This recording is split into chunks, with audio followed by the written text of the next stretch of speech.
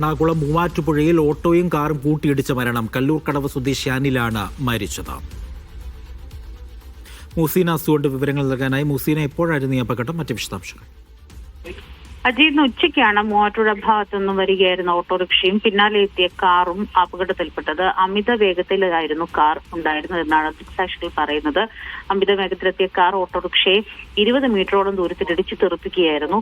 ഇടിയുടെ ആഘാതത്തിൽ സമീപത്തുള്ള പൈനാപ്പിൾ തോട്ടത്തിലാണ് ഓട്ടോറിക്ഷ കിടന്നത്. എന്താണെങ്കിലും ഈ അപകടത്തിൽ ഓട്ടോറിക്ഷ ഓടിച്ചിരുന്ന കല്ലൂക്കാട് സ്വദേശി കോച്ചേരി കുടിയിൽ അനിലിനാണ് ജീവൻ നഷ്ടമായത്.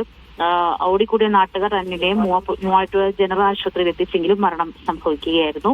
എന്താണെങ്കിലും കാർ ഓടിച്ചിരുന്ന ആൾക്കെതിരെ കല്ലൂർക്കാട് പോലീസ് മനഃപൂർവ്വമല്ലാത്ത നരഹത്യക്ക് കേസെടുത്തിട്ടുണ്ട്. വാഹനം കസ്റ്റഡിയിലെടുത്തിട്ടുണ്ട്. ശരി.